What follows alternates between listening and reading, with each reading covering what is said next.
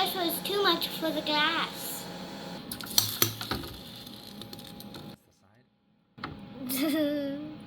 Welcome to Homemade Science Studio. Today we're breaking glass bottles with science. We're going to use heating, that's expand. And cooling, that's contraction. That means fire. And ice. Wrap the bottle with some yarn in the middle. Soak the string in alcohol. Twist it back and forth. When the bottle is nice and hot, dunk it in the ice. Putting it in the water, it contracts really fast.